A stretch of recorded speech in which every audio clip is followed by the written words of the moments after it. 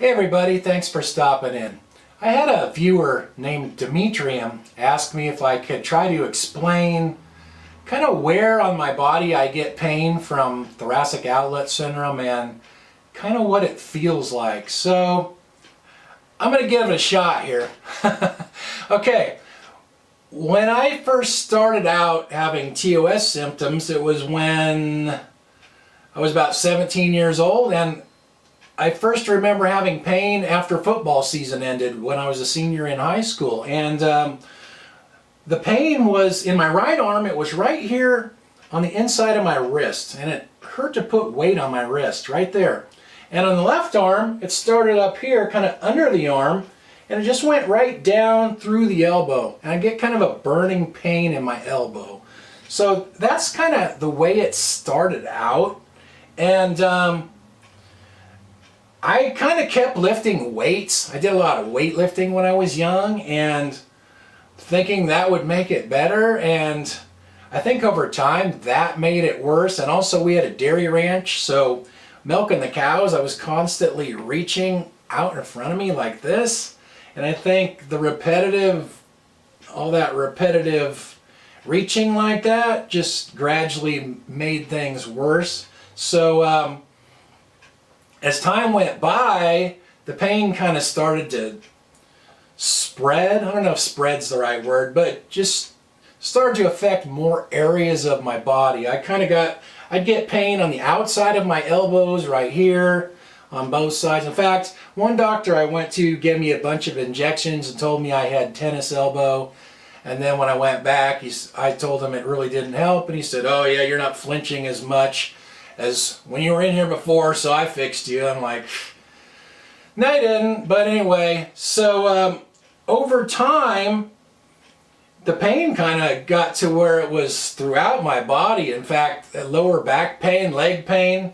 I actually had 2 lower back surgeries, and the TOS surgery I had was about 24 years ago, and that was a scalenectomy. They just took some scalene muscles out of the side of my neck.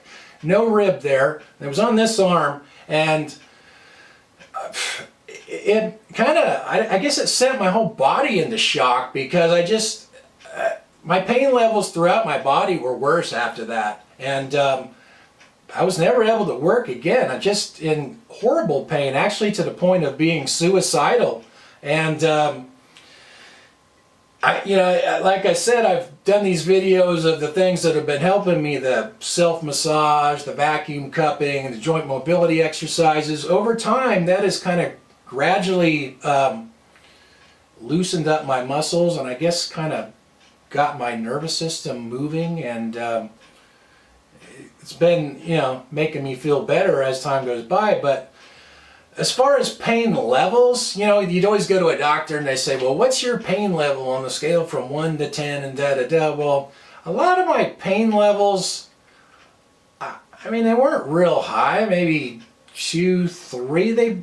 A lot of the pain just felt more like tight muscles, not really like intense, sharp pain. It was more like just tight. I was always really, really tight in the upper back muscles, and in fact, for years I couldn't turn my palm up like that anymore. I guess all these muscles, all these rotator cuff muscles back there, had gotten so tight over time that I lost the rotation in my arm. So a lot of it was just all these muscles got so bound up that I couldn't move. So I think when I had surgery, they took those muscles out of the neck, and that opened that up a lot. But I had all these other areas down my arm where things were just tight and bound up and shortened up over time. So that's why it really didn't fix my pain.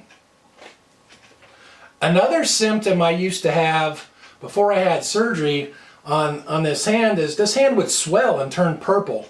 And it doesn't do that anymore, but it still used to sometimes, even after I had the surgery. And I think the reason it doesn't do it anymore is just all the mobility exercises and the self-massage and the vacuum cupping has kind of opened up a lot of the shoulder area and kind of decompressed it. So I think, you know, taking those muscles out of the neck to press that, decompress that one particular spot, but I think I had other areas of the arm that were kind of compressed. So it doesn't do that anymore, but that's one way I got diagnosed, because the hand would swell and turn purple, and so like every time I'd go to a doctor, it would never do it. But finally I got lucky and a physical therapist saw it, and actually it was actually a physical therapist that diagnosed me. So the things that'll flare me up are just any kind of excessive arm use. Well, actually nowadays it's not even much arm use at all, but you know, and typing is really, really bad. I can hardly type at all without my shoulders and arms starting to ache. And I would say I don't get headaches anymore, but I used to get them on this side of my face, right in my eye. And I get a lot of tension in my neck, any of the neck muscles. I get real tight through here, the upper part of the chest. And like I said, a lot of the pain is not like super intense pain, like, you know, if you drop a rock on your foot or something like that. It's more, a lot of time, a dull, achy pain or tight muscle pain, just tight muscles. When I get a flare up, that's what seems like happens, is the muscles tighten up and go into spasms, and they just won't let go.